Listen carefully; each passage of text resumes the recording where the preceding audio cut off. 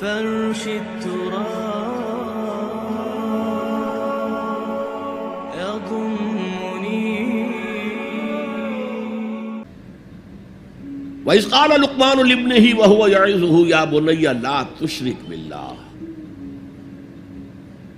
ذرا یاد کرو جب کہ کہا تھا لقمان نے اپنے بیٹے سے، اور وہ اسے وعظ کہہ رہے تھے، نصیحت کر رہے تھے. عام طور پر یہی خیال ہے کہ یہ انتقال کے وقت کی نصیحت اور وصیت تھی.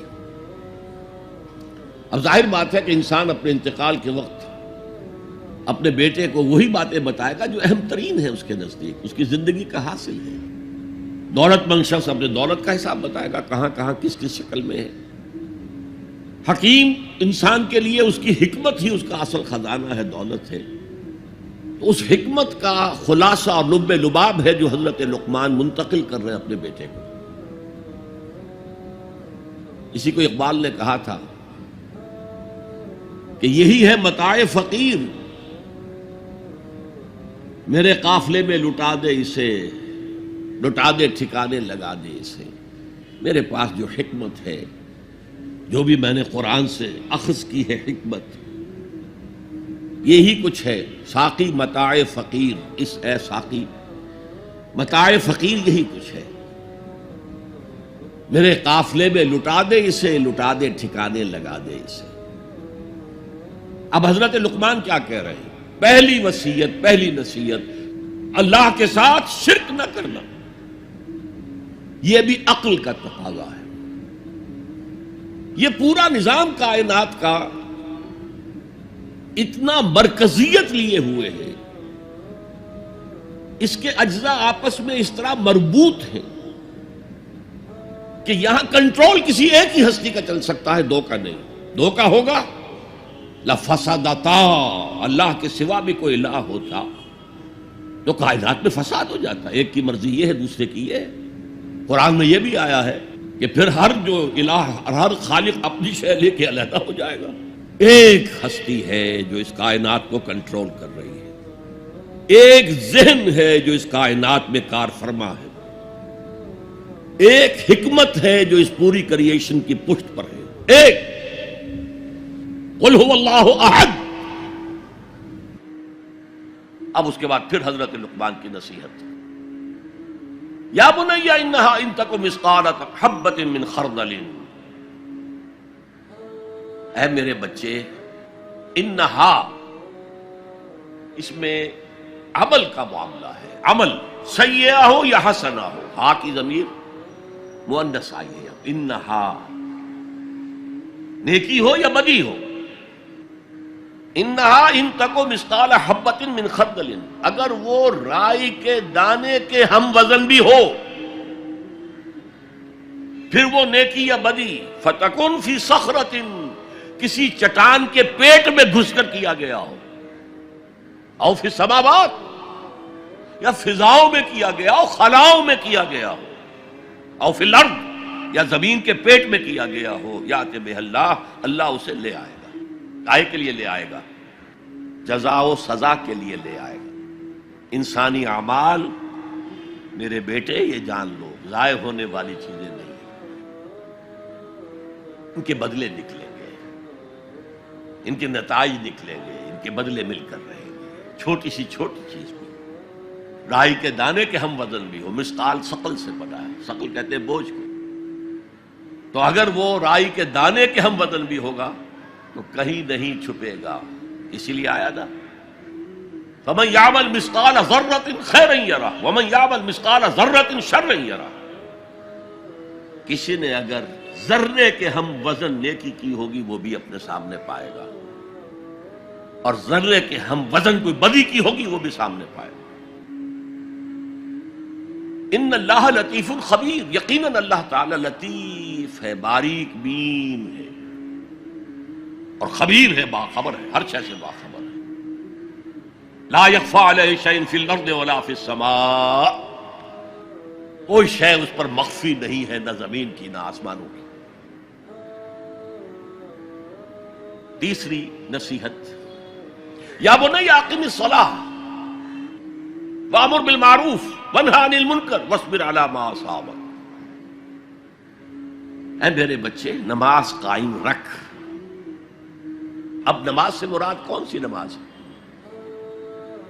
آپ اس سے اپنی نماز نہ سمجھیے. ہم سے پہلے بنی اسرائیل کے اندر کچھ اور نماز کی شکل تھی، ہمیں کچھ اور نماز کی شکل دی گئی ہے، ہمیں نماز کے اوقات اور دیے گئے، ان کے کچھ اور تھے. لیکن کیا شے مشترک ہے؟ اللہ کے ساتھ ایک لا لگانے کی شکل، اللہ کے ساتھ تجدید عہد کرتے رہنا، اللہ تعالی کے ساتھ ایک تعلق قلبی اور ایک ربط ذہنی برقرار رکھنے کا کوئی نظام ہونا چاہیے. وہ ستون مانو اسے، الصلاۃ عماد الدین. تو نماز قائم رکھ، میں نے ترجمہ رکھ کیا ہے، کر نہیں. ظاہر بات ہے کہ لقمان بھی نماز پڑھتے ہوں گے، جو بھی نماز تھی ان کی، اور یقیناً ان کا بیٹا بھی پڑھتا ہوگا. اس لیے یہاں نماز قائم کر کی بجائے بہتر ترجمہ ہے نماز قائم رکھ. وامر بالمعروف ونہی عن المنکر. اب پھر فطرت کا معاملہ آ گیا. فطرت انسانی واقف ہے کہ یہ شر ہے، یہ خیر ہے، جسے میں نے اس سے پہلے کہا ہے کئی مرتبہ، بیسک ہیومن موریلٹی جو پوری انسانیت کی میراث ہے، ہر مذہب میں وہی ہے. اسی کی بنیاد پر کچھ لوگ ڈیولپ کرتے ہیں فلسفہ وحدت ادیان، لیکن وہ بات درست نہیں ہے. البتہ یہ کہ جہاں تک بنیادی اخلاقی تعلیمات ہیں وہ مشترک ہیں، وہ انسانوں کی مشترک میراث ہے. جھوٹ مت بولو، سچ بولو، وعدہ خلافی نہ کرو، وعدہ پورا کرو. راہ میں کوئی بھٹک رہا ہو تو راستہ دکھاؤ، کوئی اندھا ہے تو انگلی پکڑ کر اسے سڑک پار کرا دو. یہ فطرت انسانی ہے. اس پہلو سے معروف کا لفظ آیا، نیکی کا لفظ ہی نہیں آیا یہاں. جانی پہچانی شے. اذا ساعت کا سیئتک وحرت کا حسنتک فانت مومن. اگر تمہیں کوئی نیکی کا کام کر کے مسرت حاصل ہو، دل میں انشراح ہو جائے اللہ نے مجھے توفیق دی، اور کوئی برا کام کر کے برا لگے یہ میں نے کیا کر دیا، نہیں کرنا چاہیے تھا، تو تم مومن.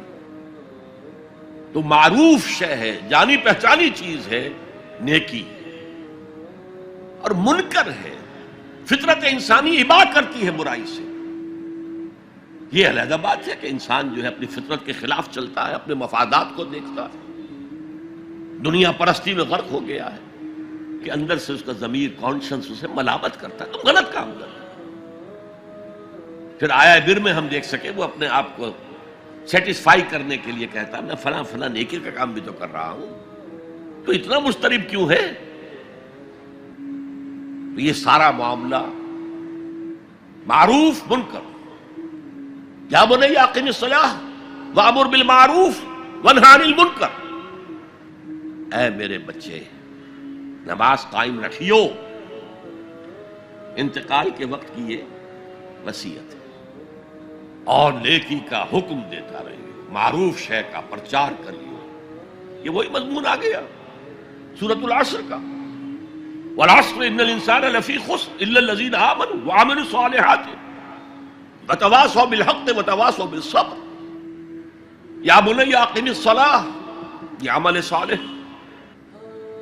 شرک سے بچ گئے، یہ ایمان ہے، توحید ہے. وامر بالمعروف ونہی عن المنکر، حکم دے نیکی کا، بھلائی کا، معروف کا، اور روک منع کر منکر سے، جس سے ابا کرتی ہے انسان کی فطرت، جس میں وہ جانتی ہے کہ یہ کام اچھا نہیں. وَاصْبِرْ عَلَىٰ مَا أَصَابَكَ، وہ صبر بھی آ گیا، وَتَوَاصَوْا بِالصَّبْرِ، اور پھر جو بیتے اس پر صبر کیجو.